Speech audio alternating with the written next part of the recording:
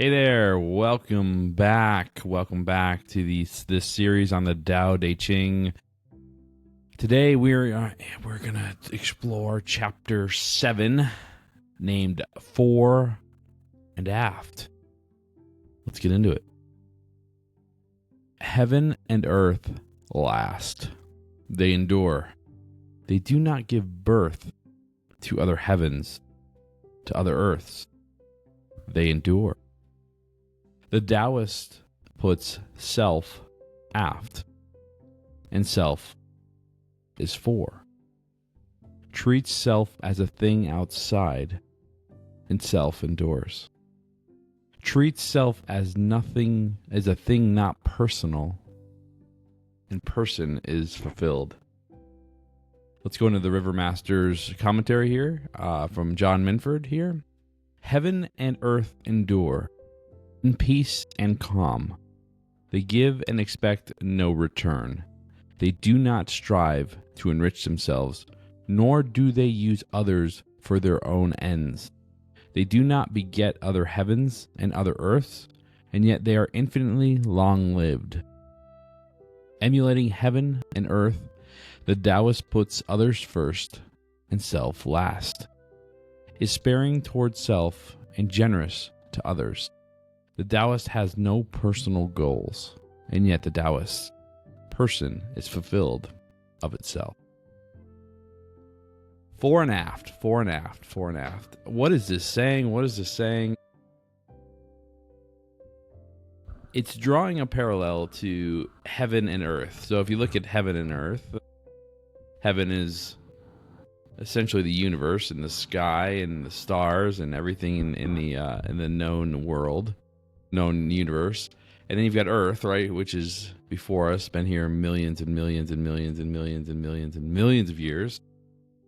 And what's interesting is that they do not give birth to more heavens or more earths, right? There's no mechanism in which the earth impregnates itself and has another earth. The same thing goes for heaven. So then it shifts. If you notice in a lot of these chapters, it kind of gives you a big picture idea, and then it takes it to the individual. It uses the Taoist. It calls it the Tao. It uses the word Taoist, but it's talking about a person, a human, who follows this particular philosophy. And so the Taoist puts self aft,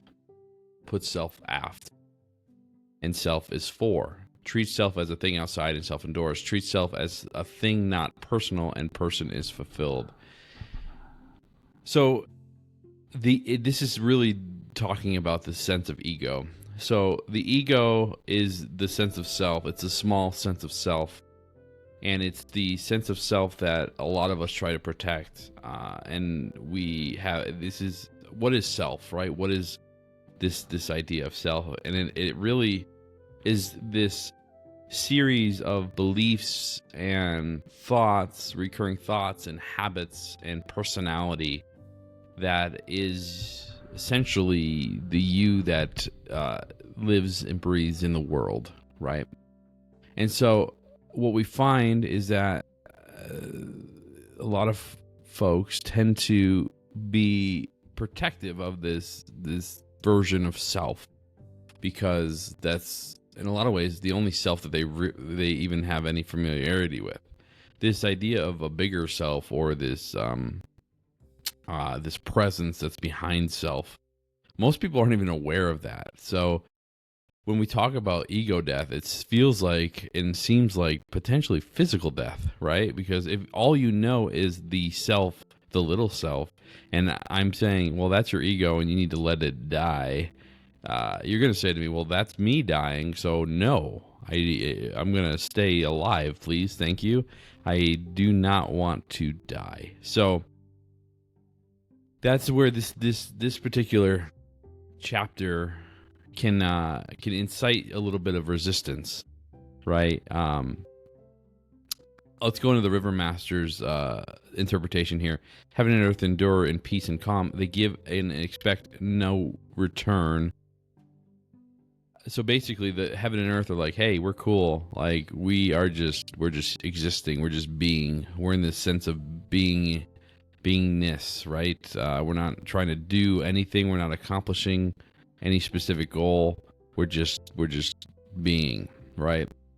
They do not beget other heavens and other earths, and yet are infinitely long lived. Here's a key point, right? So essentially, by not putting self first, right, you prolong your life. And I actually think this has to do with your natural life, your natural longevity of your life.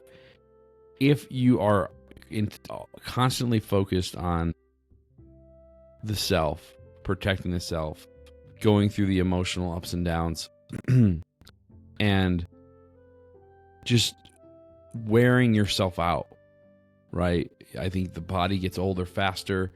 I think the spirit gets worn out. I think people get tired of living after a time of this. And so what you'll see is people will die sooner, right? As opposed to living in peace, in detachment, and letting the world do what it does, letting the people do what they do without you having to be attached to any outcomes, allows your body and mind to live in a peaceful way, which lets it live longer.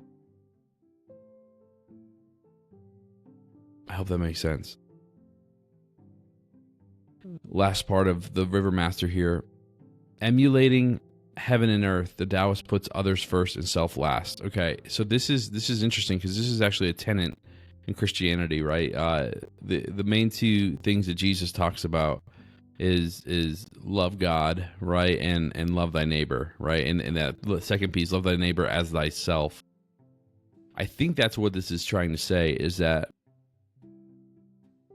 if we don't attach ourselves to protecting the egoic self, and we focus instead on living in peace and then being of service to other people, then we will live a fulfilled life. And this is really interesting, because if fulfillment comes from service and not protecting the self, this is why chasing things in the world, chasing desires in the world, does not equal fulfillment, because that's not really where fulfillment comes from. Fulfillment comes from the service to others. What we're doing here in this podcast or in this YouTube channel is service. This is the primary focus of. Listen, I've read the Tao Te Ching. I've experienced it. I live it. I enjoy it. But I don't have to do this necessarily, right?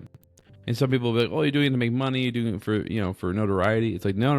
I'm doing this because I actually love to share this information with people, and I love to watch people transform.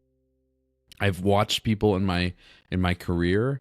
I've gotten a chance to be a leader in a lot of different organizations within the company I work for, and I have helped a lot of people to see themselves for who they are, to see the potential of what they could be, and I've watched them grow. And when you help somebody, or you are able to hold up the mirror so they can see themselves fully or completely, and then you watch them take those insights that they gather, and you watch them grow into a different person, a stronger, more capable, more peaceful, more joyful, more loving person.